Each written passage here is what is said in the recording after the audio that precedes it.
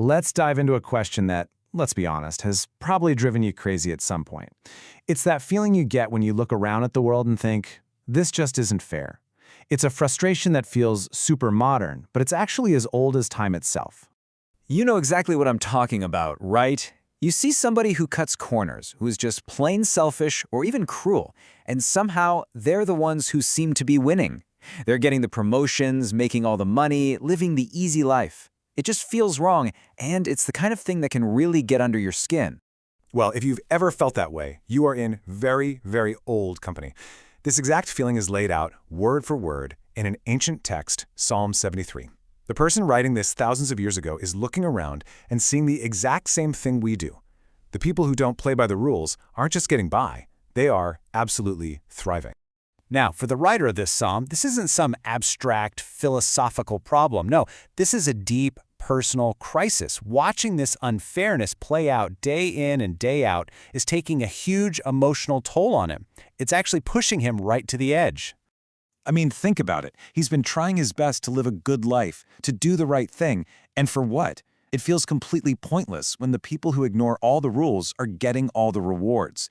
He's so upset that he says he nearly gave up entirely. He was that close to throwing his whole belief system out the window. And here, he gets brutally honest with himself. He admits the real root of his pain isn't just some noble sense of justice, it's envy, plain and simple. He's not just observing their success from a distance, he's looking at it and wanting it. He sees their easy life, and a part of him is thinking, man, I want that. And he paints this incredibly stark picture. On one side, you have the ungodly, who just seem to breeze through life. They're healthy, they're rich, they don't seem to have a care in the world. And then there's him. He feels like all his efforts to be a good person have been for nothing. He's plagued by troubles, his heart is just full of grief. You can feel how heavy this is for him. So he's stuck in this downward spiral of envy and despair, and it feels pretty hopeless. But right when he's at his absolute lowest, something clicks. He has this incredible aha moment that completely flips his entire way of thinking. This is the turning point of the whole story. He admits that trying to figure all this out on his own was just, well, he calls it an oppressive task. It was too painful, too confusing. He was getting absolutely nowhere until, as he puts it, he entered the sanctuary of God. And that wasn't just about walking into a building, it was about a fundamental shift in how he was looking at everything. And here's the breakthrough. He realized the answer wasn't in understanding their present, but in understanding their future. He stopped looking at the snapshot of their success and started thinking about the whole movie. The key was to change the time frame he was using to judge the situation. So what is that final destiny he sees?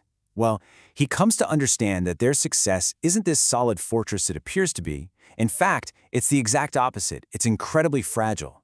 And he uses this really powerful metaphor to describe it. This is it. This is his new insight. All that prosperity, all that success, it's not a solid mountain they've climbed. It's a treacherous patch of ice. Sure, they might be standing up high for a little while, but a fall isn't just possible, it's guaranteed. Their security is a complete illusion.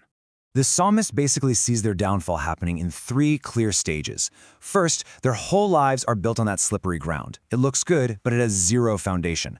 And that instability, of course, leads to the second stage, a sudden, total collapse. And finally, the end is swift and terrifying. He says it's like waking up from a bad dream. It's not a slow decline, it's a sudden, shocking drop into ruin. Seeing this completely changes everything for the psalmist. His crisis is over. He's not envious anymore, because now he gets what their good fortune is really made of. And in figuring that out, he ends up redefining what it means to be truly wealthy himself. He sees his big mistake. All along, he had been buying into the world's definition of good. You know, money, power, and easy life. But now that he sees where that road ultimately leads, he realizes he was chasing all the wrong things. His envy was totally misplaced because it was based on a flawed idea of what's valuable. So now he sees that there are 2 totally different kinds of treasure in the world. The wicked have stuff that's temporary, fleeting, and fragile. But what does he have? He has a lasting perspective, a deep sense of purpose, a connection to something real, something that can't be bought and can never be taken away. Now that is a treasure that lasts. And this really is the ultimate lesson. The psalmist concludes that real prosperity, real wealth, isn't about how much stuff you have or how high you can climb. It's about the foundation beneath your feet. He'd rather be standing on solid, stable ground with very little than be on that slippery ice with everything the world has to offer.